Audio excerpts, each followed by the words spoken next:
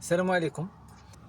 ان شاء الله هذا واحد البرنامج اللي غادي نحاول ما امكن انه يبقى بشكل دوري، انني ننشر فيه كل ما كيتعلق بجميع الادوات التكنولوجيا اللي تقدر تعاون الوالدين وتقدر تعاون اولياء الامور اولا الناس اللي كيكونوا، يعني يقدر يكون الاخ الكبير ولا الاخت الكبيره في الدار اللي يقدر يكون عندهم درايه بالتكنولوجيا ولا كيكونوا كيتحكموا فيها باش هكا يقدروا يحميوا الوليدات اللي قل من 18 سنه. سي ان بروغرام ديال او بارون 360. راه درت واحد لو سيت ويب غادي تلقاو فيه لي زارتيكل، غادي تلقاو فيه الفيديوهات جداد، غادي تلقاو فيه دي زارتيكل على الطرق اللي ممكن نديروهم باش نقدروا نديروا ان كونترول على كاع لي زوتي ديال التكنولوجي اللي كاينين في الدار، التليفون، الطابلات، التلفازه دابا اللي ولات سمارت، المهم تقريبا كل شيء، ونقدروا نديروا عليه واحد الرقابه اللي مسموحه واللي قانونيه ومشروعه. والهدف منها طبعا هو اننا نواجهوا هاد الشكل ديال لا تكنولوجي اللي ولات كتقدر تدخل عندنا للدار بلا ما نعرفوا، كيقدروا يوصلوا فيديوهات، يوصلوا الكارثه ولا ما كيوصلوش فيديوهات، كيقدروا يوصلوا افكار، كيقدروا يوصلوا واحد لو مود ديال الكونسوماسيون، يعني وليدات كيكونوا قل من 18 سنه فتيكونوا كيكونسوميو بشكل ديال شنو خاص وشنو اللي ما خاص. المهم هو اننا نشريوها. وطبعا حنا اللي كبار اللي تنعتبروا راسنا كوالدين اولا كاولياء امور وكنعتبروا بانه راه حتى حنا كنتصيدوا شحال من خطره وكنصدقوا شارين شي حاجه اولا كنتمانيبيولاو في الانترنت، اولا كندخل كتقول مع راسك انا غادي نتفرج في تيك توك غير ربع ساعه وكتلقى راسك دوزتي ساعه ونص او اكثر. وغادي ان شاء الله نبارطاجي معكم الحلول اللي كيتعلقوا بالالعاب اولا اللي كيتعلقوا بلي زابليكاسيون جداد، اولا نبارطاجي معكم لي زابليكاسيون لي سيت ويب اللي يقدروا يكونوا مفيدين للوليدات. كأب وكأستاذ نقدر نبارطاجي معكم حتى الادوات اللي غادي يخليو بلا الوليد يقدر يتاميليورا. نبارطاجي معكم دي سيت ويب ولا زابليكاسيون اللي يقدروا يعاونوهم. لي ديسان زانيمي اصلا الرسوم المتحركه هما راه كيفيدوا بزاف، ولكن كيخص ضروري يكون واحد لوريونطاسيون مع الوليدات وما نطلقوهمش قدام الانترنت قدام التلفازه الطابلت والتليفون ونخليوهم بحال ما هكاك.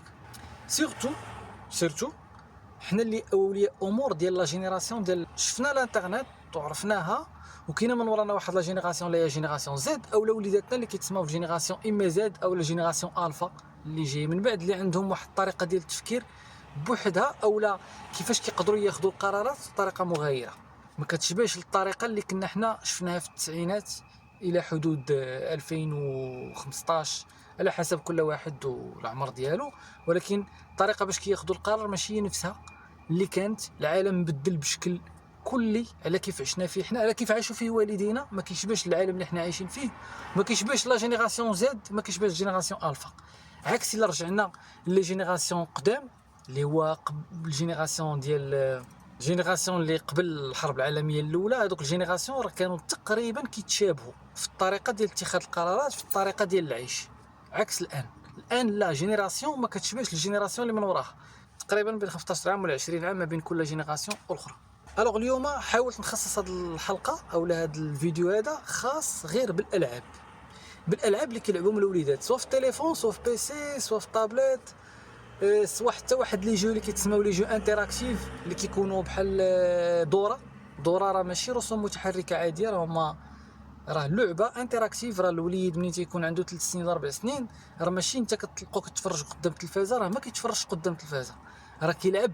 داكشي علاش الا جيتي وقطعتي عليه دوره بالزربه غادي تلقاه غادي يدخل في واحد الكريز، ديك الساعه غادي تلقاه بلا كيبكي وعنده تيتعامل بواحد الطريقه نقدروا نقولوا بانه كيدخل في واحد لاكريز. شحال هادي كانوا الالعاب قلال فكنا حنا كنقدروا نختاروا الالعاب، اما اليوم الالعاب موجودين بشكل مهول، اللي كيبقى هو شحال المده اللي غادي تلعب مع من غادي تلعب وشنو هما الالعاب. وحنا كوالدين كيخص يكون عندنا معرفه مسبقه باش نعرفوا منين تبان لينا واحد الرياكسيون من عند واحد الدري تيتفاعل بواحد الطريقه وحنا جالسين في الطبله تنتعشاو، وتيبان لنا بانه تقلق هذا من وراء واحد اللعبه لعبها، خاصو يكون حنا عندنا درايه بهذيك اللعبه باش نعرفوا كيفاش نقدروا نخرجوه ونفهموا لا سيتوياسيون اللي هو عاشها.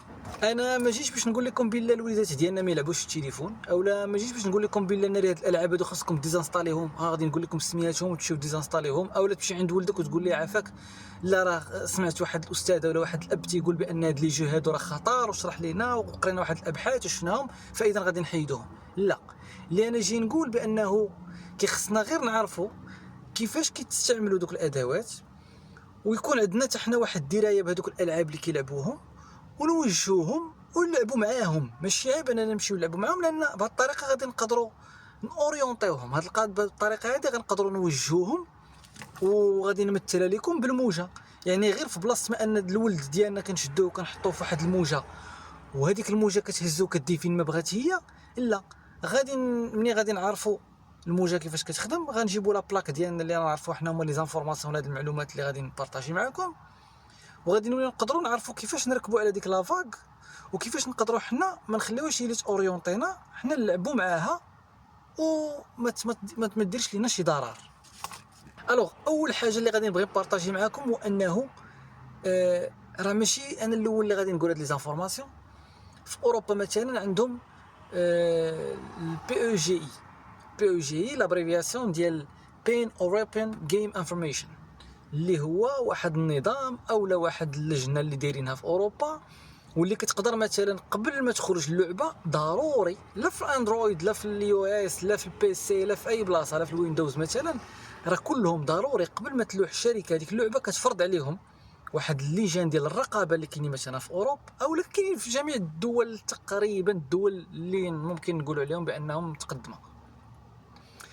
هاد الدول هادو عندهم واحد اللجان، وهاد اللجان هادو كيفرضوا واحد الرقابه، انهم كيفرضوا على الشركات ماشي غير يجي ويحط اللعبه ديالو سي نورمال غادي تمنع من هذيك الدوله. ناخذوا ان اكزامبل ديال مثلا فرنسا، ممنوع في دوله مثل فرنسا انها دير فيها واحد اللعبه وديرها بلاي ستور ودير الجمهور ديالهم يقدروا عندهم الحق انهم يمنعوا هذيك اللعبه.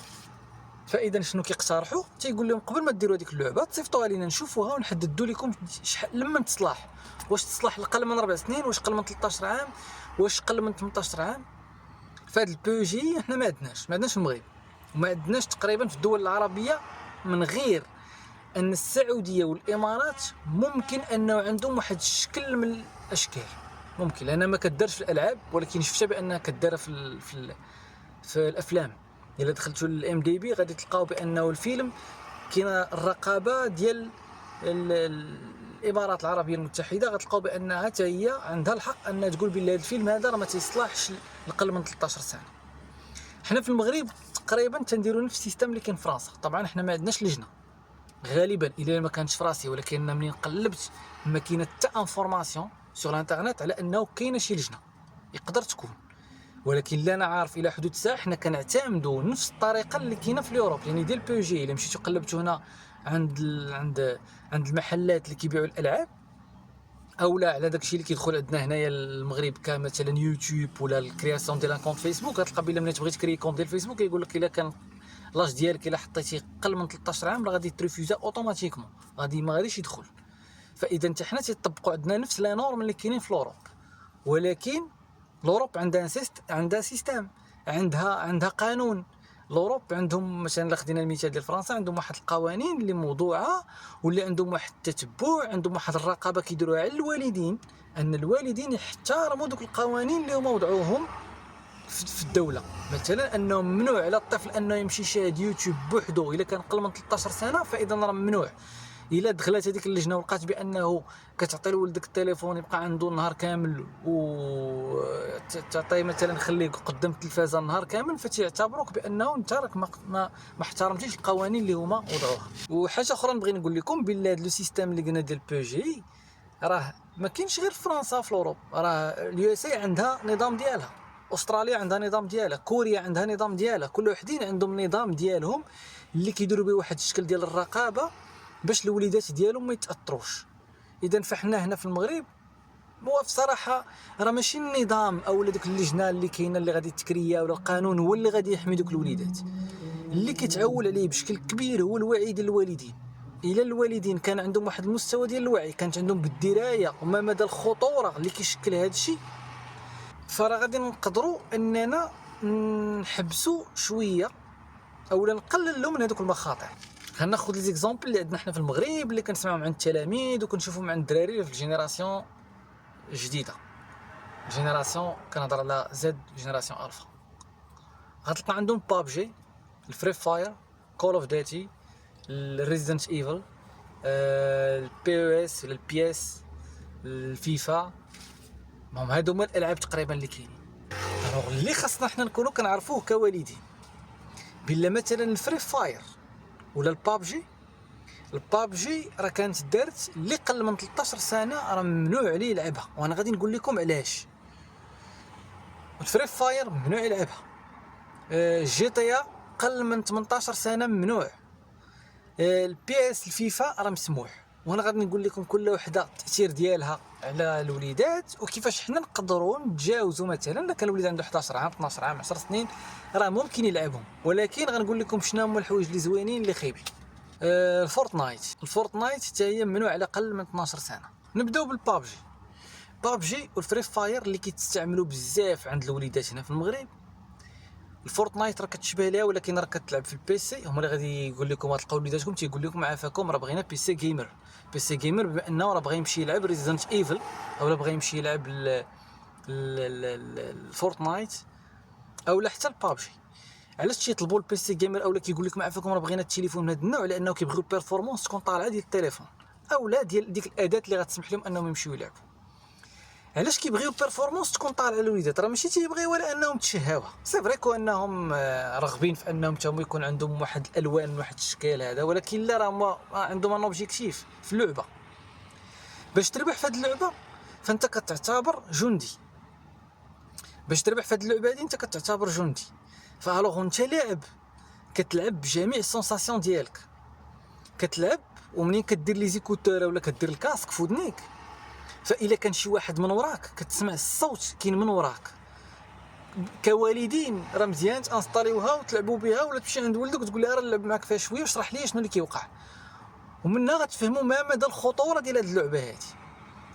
ملي كنقول الخطوره راه ما تنقصدش هنايا بالله يقول لنا مثلا الشركات لا رانا تنحاربهم، انا ما معنيش انني نحارب شركه ولا دا، هي الشركه بداتها عارفه ما مدى الخطوره، ولولا ما كانتش عارفه مدى الخطوره ما كانتش غدير قل من 12 سنه ما يلعبش فيها.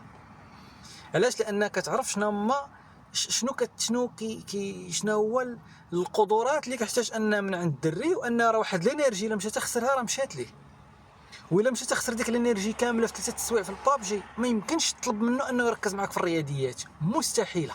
فالبابجي قلنا والفري فاير فورتنايت هما تكون واحد الحرب ما بينات واحد الوحدين اللي كيلعبوا اونلاين، هما كلهم لاعبين بشكل مباشر لايف وكيسمعوا الخطوات اللي كيكونوا دايرين بها، وكتعتمد على السرعه ديال منين يورك هو على البوطون، خاص اوتوماتيكمون البيرفورمانس ملي كتكون طالعه مثلا في البيسي ينفو تيورك على البوطون تيتحرك الجوار اللي هو لاعب في اللعبه.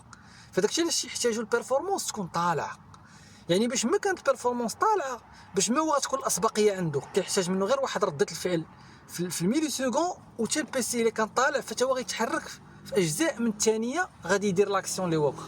الا كان البيسي هابط طابلت هابطه ففاش كيكون مثلا غيتحرك من وراه شي واحد السرعه باش غادي يسمع غتعطل عليه بثانيه، فهكا غادي يكون خسر اللعبه، ما غادي يجي فين يسمع شنو اللي وقع حتى غادي يلقى الاخرين خادوا لاكسيون وهكا غادي يخسر في اللعبه. فداكشي علاش هما كيبقاو يطلبوا دائما في البيرفورمانس اشاك فوا غتشري ليه طابليت غدوز عام غيقول لك بغيت طابليت اخرى، غتشري ليه بيسي جيمر ب 10000 درهم غدوز عام غيقول لك بغيت نوطر بيسي راه خارج في السوق احسن، غادي يشري واحد الكاسك من واحد النوع غدوز واحد المده قليله وغادي يقول لك بغيت الكاسك واحد اخر. فالخطوره ديال هذا الشيء فين كاينه؟ هو ان هذا النوع ديال اللعاب راه ملي كنقول لكم تيلعب كجندي راه تيلعب كجندي حقيقي، راه خاصو يلعب بالعقل ديالو كامل، كيلعب بعينيه بان العين ديالو خاصها تكون كتراقب كل شيء بواحد الدقه وواحد السرعه وما تفلت ليه حتى حاجه في اجزاء من الثانيه، وودنيه كذلك تما خاصهم يسمعوا داكشي في اجزاء من الثانيه، يعني ما خاصوش يتعطل، خاص يسمع الحركه فين بلاصه كاينه ويدير ردة الفعل وفي نفس الوقت يكون كيراقب التيران والسيرفو ديالو ياخذ القرارات بسرعه. تخيل معايا يعني راه بحالو بحال واحد حقيقي، راه جندي لاعب. طفل عنده 12 عام راه تيلعب تقريبا بنفس العقل باش كيخدم الاخر في حرب حقيقيه، لدرجه انه كاين مقالات قريتها بانه تيقولوا بانه راه كاينه دراسات كدير على دوك الوليدات هما لاعبين تيشوفوا شحال ديال الوقت كيحتاجوا باش ياخذوا لا ديسيزيون، شكون اللي عنده السرعه اكثر. كيداروا دراسات تماك يقال. المهم راه غادي نحاول المقالات راه غادي تلقاهم في الديسكريبسيون لتحت. فالوليد ملي غادي يمشي يلعب ساعه المكانه، وهما في الغالب انا شفتهم شحال تيلعبوا تقريبا، انا كنشوف غير التلاميذ عندنا تقريبا هاد المده كامله ديال في القسم مع التلاميذ اولا حتى مع الوليدات اللي كنشوفهم في العائله ولا في الزنقه، راه تلقاهم بلا تيلعب 3 السوايع. وراه غنقول لكم عن تجربه شخصيه، راه انا ملي لعبت 3 السوايع ما كملتش 3 السوايع، تقريبا شي ساعتين ونص كنت كنلعبها بشكل دوري البابجي ولا فري فاير. راه شبه مستحيل تنوض ودير شي خدمه اخرى من وراها اللي كتحتاج منك واحد لا كونسونطراسيون عاليه. يعني الوليد الا كان غادي يقرا في العشيه وغادي ينوض مع الصباح وغادي يلعب البابجي والفري فاير واحد ساعتين، راه صعيب انه يركز معايا في درس ديال الرياضيات، لان الرياضيات مثلا كتحتاج واحد المستوى ديال الكونسونطراسيون. تنهضر هنا على الوليدات اللي عندهم تقريبا من المستوى الثاني وحتى البكالوريا، واللي غادي يمشي يلعب بالضبط هاد الالعاب ديال فري فاير فورتنايت وهذا راه هي الصعوب جدا انه يدخل القسم ويتبع مع الاستاذ ديال الرياضيات ويتبع مع الاستاذ ديال الفيزيك، لان لا كونسونطراسيون ديالو كامله والانرجي ديالو كامله راه خرجها في اللعبه. فمني غادي يجي القسم اولا منين هو غادي ينوض مثلا غيقول لك لا انا غادي نلعب نجي للدار مع 6 العشيه وانا غادي نلعب غير واحد شويه، وغياخذ التليفون ديالو وغادي يبدا يلعب، وغادي يلعب مثلا نقولوا دخل مع 6:30 وبدا كيلعب مع 7 العشيه وسالم مع 9 وغادي يمشي يخرج الرياضيات، راه صعيب، راه لا كونسونطراسيون عنده ديالو راه طاحت بواحد الشكل كبير. وهنا غادي تصبروا معايا نكمل لكم المشاكل، من بعد عاد نقول لكم كيفاش نقدروا نتجاوزوا هاد المشاكل. الوغ هنا هضرنا على الفري فاير وعلى البابجي، هذه واحد لابارتي كنهضر على السيرفو وعلى العقل. ارى ليا الكوتي بسيشيك، كوتي بسيشيك عندهم اللي تيوقع هو ان الوليدات راه تيكونوا لاعبين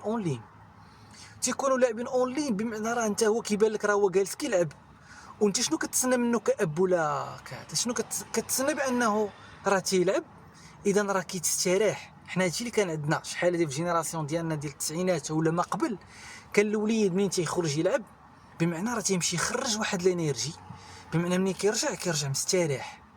ولا كاع مره نادرا مثلا لعبتي كره ولا لعبتي شي حاجه فين تكون خسرتي، ولكن مع ذلك راه ماشي بنفس القوه. هذا راه ماشي غير كيخسر صافي، هنا راه تيكون المعيار، هنا راه تيكون بيناتهم واحد المضاربه ما بين لي زيكيب، راه تيكونوا فراقي تيدخلوا تيوجدوا مع بعضياتهم قبال ملي يخرج من القسم ولا في الدرب تيديروا واحد لي جروب وتيمشيو وتيلعبوا ما بيناتهم ا ديستونس. ومنين تيكونوا ا ديستونس راه على ما شفت بانه ما تيكونش الوازع الاخلاقي، بمعنى تيقول مع راسو هذه غير لعبه، فاذا الا عارت هذوك اللي معايا راه ماشي مشكل. الدري تيخسر، تخيل معايا الابن ولا الولد ولا البنت، راه حتى البنات كيلعبوا البابجي، حتى البنات كيلعبوا الفري فاير، حتى البنات كينزلوا الديسكورد. مثلا من بعد نشرح لكم الديسكورد من بعد ان شاء الله في حلقات اخرى، نهضروا على لي زابليكاسيون اللي تيستعملوهم لي جون كيفاش كيفيتيو الرقابه. الوغ هنا راه تتكون واحد المحاكه، يعني تيكون واحد الوليدات تيكونوا بيناتهم، تتكون واحد الهضره بيناتهم، فتلقى مثلا الوليد ديالك سال اللعبه ديالو لعب واحد كتقول لي ماشي مشكل، هاك التليفون لعب بابجي عندك واحد ساعه المكانه، فاش تسالي راه التليفون اوتوماتيكمون غادي يطفى. هادشي فرضا انه حنا كوالدين دايرين الكونترول بارونطال، عطينا التليفون عطيتيه الطابليت ولا دخلتيه مع البيسي لعب وقلتي لي البيسي اوتوماتيكمون مع 9 غادي يطفى، فكيبدا هو لاعب مع 9 كيطفى. كتجلسوا غادي تتعشاو، ملي كتجلس غادي تتعشى تيبان لك بلي الوليد ديالك بواحد يعني حنا تنقولوا بالدارجه ديالنا طالع ليه الدم، يعني بواحد الكولير ما يمكنش، بلا غادي تبغي تقول ليه اجي كل ما باغيش ياكل، بلا انيرفي ومعصب، فانت تبقى تقول ما يمكنش. علاش هو راه مشى لعب؟ كيفاش هذا معصب؟ شنو اللي واقع؟ اللي تيوقع هو ان الضغط البريسيون اللي تتكون في اللعبه ما بينات الدراري مع بعضياتهم تتكون راه مجهده، لانه منين تيخسر معاه الفرقه فتيتلقى مثلا هو واحد الضغط، راه تيعيرو علاش درتي وهذا، فتيبدا يقول مع راسو علاش انا خسرت، تيحس بواحد الاحباط، تيحس بواحد لا فريستراسيون. فهذا من الكوتي بسيشيك. كوتي بسيشيك ديال اننا حنا كوالدين نكونوا كنفهموا شنو اللي تيوقع في وسط اللعبه، لانه هو كولد راه منين تيجي تيجلس انت ردة الفعل ديالك هو انك انت كتزيد تبريسي، لانك تتبقى تقول له ما يمكنش انا خليتك مشيتي لعبتي، اذا نعيط عليك تجي تجي تعشى ونقول لك نوض دير لي زيكزارسيس ديالك، دير لي زيكزارسيس ديالك، وهذا الشيء ما كاينش. تتلقى بان ما يمكنش، انت تحاول انك باش ما انت تكون صارم باش ما هو تيزيد يتعصب. فهو الا فهمتوا الضغط اللي تيكون عليه وحاولنا اننا حنا كوالدين نخرجوه من الضغط، نقول ليه مي انت تكون فاهم بانه راه في هذيك اللحظه منين تيقول لك انا مشيت نلعب وانت كتطلق عينك وكتشوف بلي ولدك راه كنلعب واحد اللعبه ديال الحرب، فهنا اوتوماتيكمون تفهم بان راه السيد راه غيدخل واحد البريسيون، لان اصلا هذا الشيء راه كيبان بانه راه ممنوع على الناس اللي قبل 13 سنه، لان سونو غادي تخلق فيه العصبيه من الصغر، فغادي تسنى عليه تيوصل 13 سنه، ومن يوصل 13 سنه تبدا بشويه بشويه كتحل الباب، يعني غادي يضغط هو باش انه لا عطيني نتفرج. انت في العام الاول غتقول لي ماشي مشكل عندك ساعات المكانه وعندك ساعتين في الويكاند، ومن بعد غادي يبقى غادي 14 15 سنه تبدا تعطي ساعتين تخلي ليه الكونترول هو اللي يتحكم فيه، ولكن من بعد تقول لي انا ما عنديش مشكل، ولكن نلقى واحد الروندمون في واحد الجهه اخرى، يعني نلقى واحد النتيجه في جهه اخرى. انا ماشي مشكل نخلي لك البيسي من 6 العشيه ويبقى متاح حتى 12 ديال الليل، ولكن بشرط الا لقيت بانه ما كتنعش في الوقت وهذا راه انا غادي ندير الرياكسيون ديالي، غادي نهبط المستوى ديال الكونترول، بمعنى غادي يولي الكونترول اقصى، بمعنى انا كنت نعطيك حتى 12 د الليل لقيت بانك انت كتحترم انت راسك وكتحترم المسؤوليه ديالك تجاه ان القرايه تجاه الدار تجاه والديك تجاه الناس، فغادي نخليك. ولكن الا لقيت بانه النتيجه ما كايناش فانا راه غادي نعاود نرد على الكونترول بارونتال. فاذا الا بغينا نجي ندير واحد التقييم سريع، كاينه في اللعبه المده باش ما الدري تيلعب في هاد الالعاب ديال الحرب، راه المده تتشكل خطوره. ثاني حاجه كاينه كونسونطراسيون، بمعنى الا كان غادي الا عنده من وراها ان اكزرسيس، عنده من وراها حصه، عنده واحد الصباح خاوي في العشيه غادي يلعب بلا ما تحل ليه الصباح يلعب، لان الصباح الا لعب في العشيه عنده سيونس، في العشيه عنده واحد السيونس ديال الرياضيات، سيونس ديال الفيزيك، سيونس كتحتاج كونسونطراسيون، راه ما غاديش يقدر. راه واخا الاستاذ يدير مجهود وواخا هو يحاول حتى هو انه يكون حاضر هذا، ولكن راه السيرفو ما غيعاونوش، لان السيرفو عندنا الا شدينا وحطينا تحت واحد البريسيون وحطيتي واحد البريسيون اللي مجهده ديال بحال واحد جندي ديال ساعتين 3 السوايع، راه ما يمكنش، راه صافي كيخصو يخرج وما غيقدرش يركز في حوايج اخرى. كاينه الحاله النفسيه اللي هضرنا عليها بانه حنا كوالدين خاص يكون عندنا واحد الوعي بالحاله النفسيه ديالو والضغط اللي كيتلقاه وكيفاش حنا نحاولوا نجيريوه. كاين الصداقات اللي هو بانه راه كيكون عنده مشكل حتى مع الصداقات، كيكون عنده مشكل حتى مع الاصدقاء ديالو تيتخلق ليه مشكل، حتى مع الاصدقاء ديالو تيحس بانه يقدر يتخلق ليه مشكل على طرافير هذوك لي جو. التقييم ديالو لذاته، حتى ذاته تيبدا يحس بانه هو راه بحال ما يسواش، بحال هو راه غلط. يعني مثلا دخل واحد الحرب ولعب مع واحد ليكيب ودخلوا لعبوا في هذيك اللعبه الاولى وخسر اللعبه الثانيه وخسر، فرضا انه هو كان هو السبب في هذيك الخساره ديال داك الفريق، فراه تيحس بواحد لا فريستراسيون وتيولي عنده واحد ليستيم دو سوا هابط، يعني كيبدا يقلل من ذاته. وإلا مشى تقلل من ذاته فاش غيدخل القسم او لا فاش غادي يبغي يجلس معاكم كوالدين في الدار كيحس براسو بانه هو ناقص.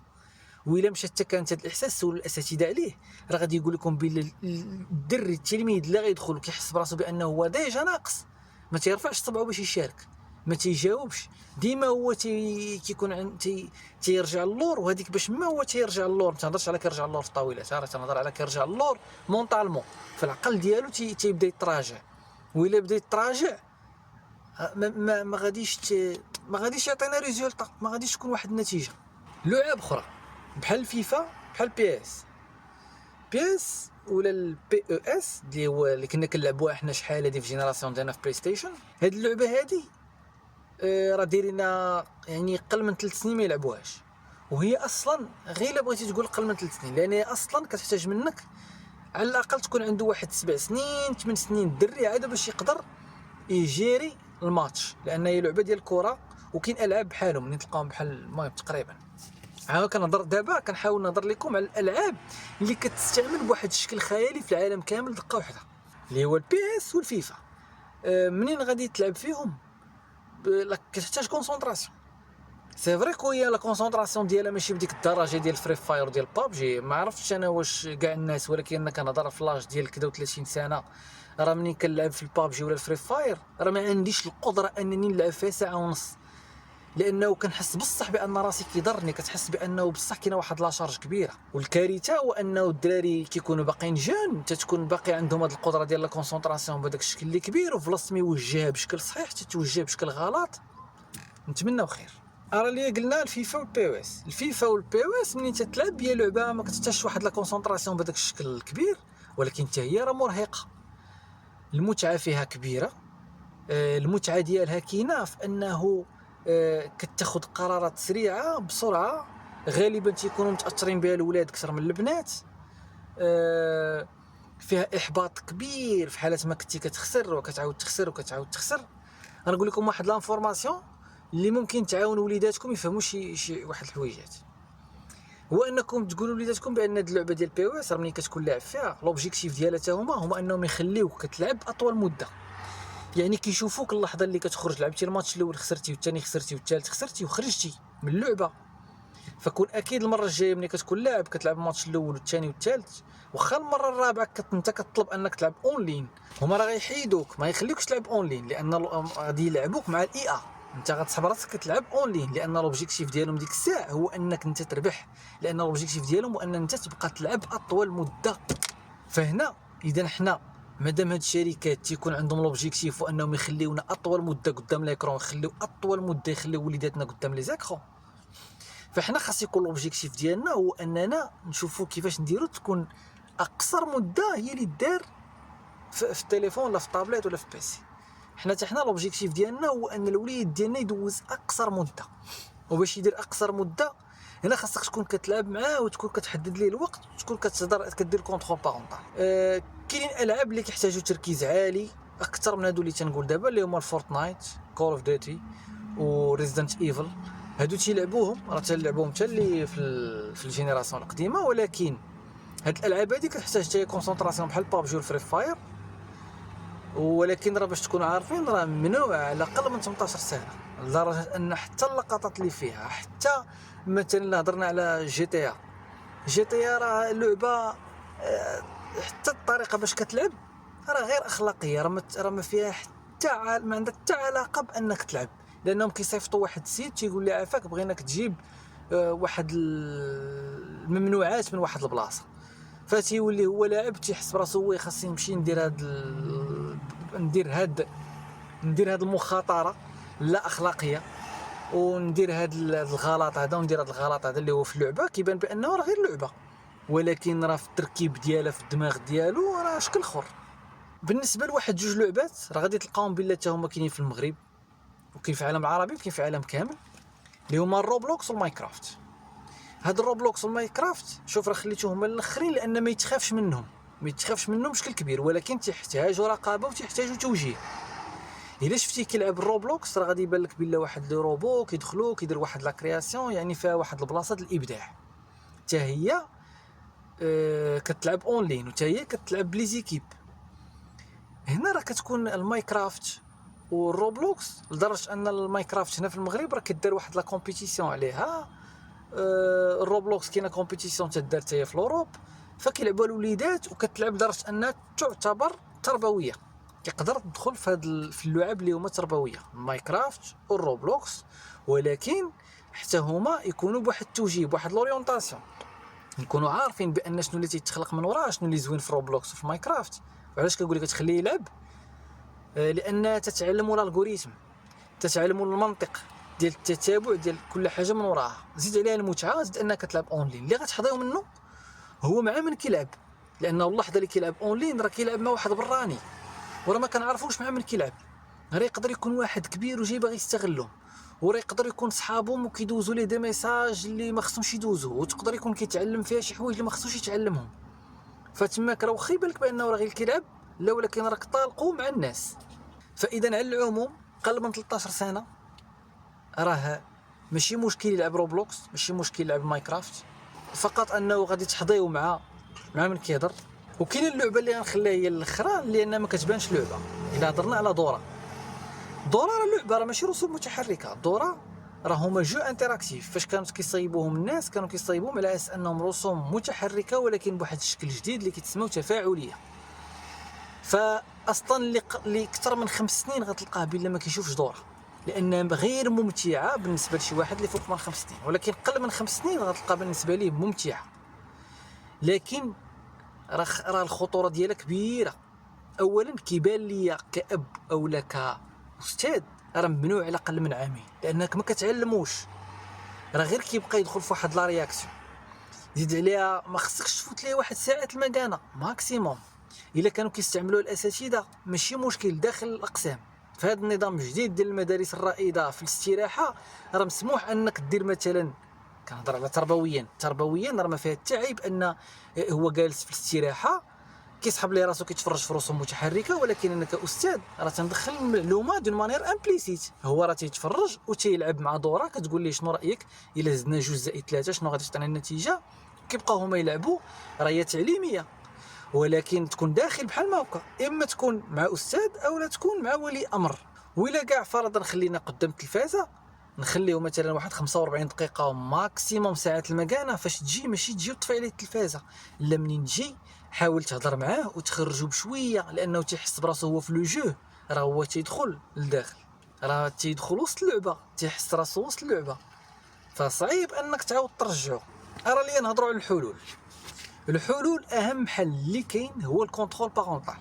الكونترول بارونتال هو انك دير واحد الكونترول دو ا زد من الروتور اللي عندك في الدار، شحال من واحد مكونيكتي، شنو هما التليفونات لي زوتي تكنولوجي اللي كاينين، وتكون داير الرقابه ديال كل واحد. الوليدات اللي قل من 13 سنه عندهم واحد الرقابه وعندهم داكشي بالتوقيت، وإلا فات واحد الوقت غادي يمشي عنده مثلا شريتي ليه طابليت، وهذيك الطابليت ملي غادي يمشي يبغي يبدا يتفرج فيها غادي فيها مثلا محلوله راه غير من 7 ل 9، فاوتوماتيكمون مع 9 كتسد. واصلا داكشي اللي كيشوفو كله انت كيرجع لك، عندك واحد الرابور تيجيك اللي ما بين 13 و 18 سنه تتكون عندك واحد الرقابه من نوع اخر. سي فري ما غاديش تقول لي ما ديرش كونت ديال فيسبوك، ما ديريش بنتي كونت ديال انستغرام، لا غادي تخليهم يديروا لي كونت ديالهم، ولكن غتكون انت كدير رقابه، كتعرف شحال من ساعه. منين تيبان لك بلا البنت دارت 4 السوايع في الانستغرام في نهار واحد، هنا راه باين بانه كاين مشكل، راه باين بانه خاصك تمشي وتهضر معاها وتقول لهم بانهم راه الا لقيت بان تعاودت نفس الحاجه غادي نهبط، لانك انت تتكونترولي.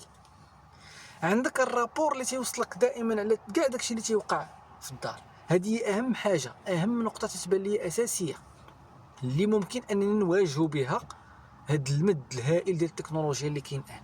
ثاني حاجه اللي خاصكم تكونوا عارفين هو الانواع ديال لي ريزو سوسيو، الانواع ديالهم كاملين وكل وحده لاش كتليق، وشنو هما اللي ممنوع. تكون عندكم معلومات بحال ما هادو ديال انه بان هاد اللعبه راه 13 سنه. منين تبدا تجيب مثلا البلاي ستيشن ويبان لك بانه لعب، تمشي تقول لي شنو سميت اللعبه، شنو سميتها، تقلب عليها تدخل طابيها، لا ولدي هادي راه قل من 12 عام راه ممنوعه، فصافي وتختار لعبه اخرى.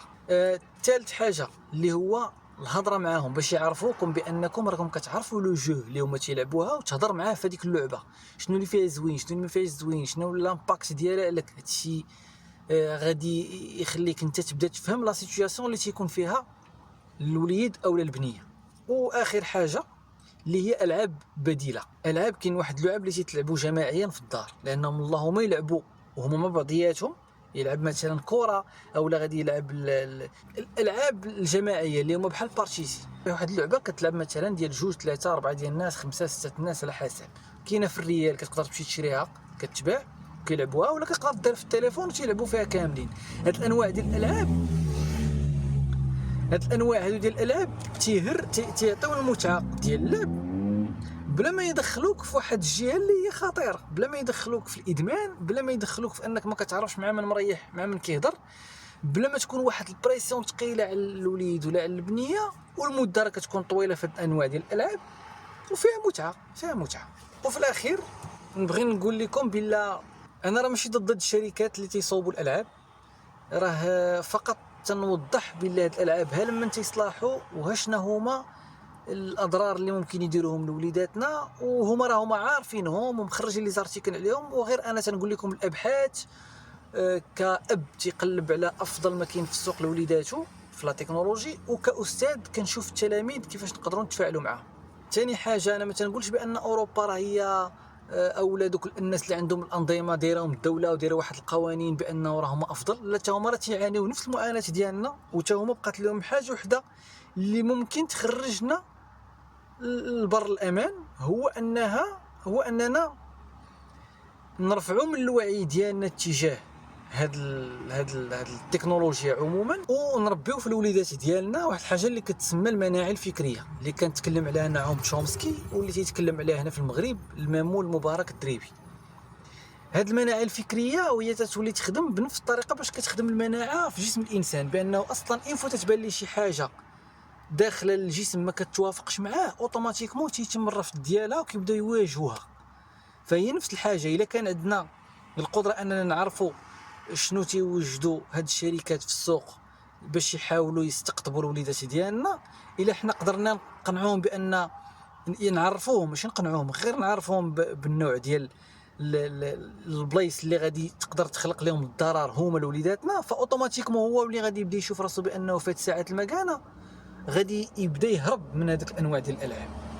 اوتوماتيكمون هو راسو ملي غادي تشرح ليه الاضرار ديالها، تنهضر على اليافعين، تنهضر على الوليدات اللي تكون عندهم 16 سنه والفوق، اوتوماتيكمون ملي كتشرح ليه تيقدر هو راسو يدير واحد الكونترول على راسو تيولي يدير واحد الكونترول ديال مثلا كيدير مثلا البابجي، وتيدير بانه غادي يلعب فيها ساعه ونص، تيقول لباه ولا خو تيقول له عافاك دير الكود باش منين تسد ما نعاودش ندخل، لانه تيعرف راسو بانه هو ما يقدرش يعاود يتحكم في راسو. فتيقول صافي اذا في الاول ناخذ لي ديسيزيون اللي هما يصلحوا ليه، وياخذ ويدير الطرق باش يقدر يتجاوز حتى راسو، الا غلبوا حتى راسو يقدر يتجاوزهم. زائد حاجه اخرى، انا ما تنهولش من المخاطر ديال لا نطفيو عليه التلفازه بمره، نقطعوا عليه الانترنت بمره، نمنع على ولدي مثلا عنده 16 عام ولا نمنع عليه الانستغرام فيسبوك ولا هذا وما يتفرجش في تيك توك، لا، انا مع انه نخليوهم، لان هذيك لافاك كاينه اللي ممكن يدار هو نعلموهم كيفاش يركبوا فوق منه، وحنا نديروا المجهود. هذيك لافاك اوطون كو هي كاينه فاحنا نعلموهم كيفاش يقدروا يسولفيو فوق منها.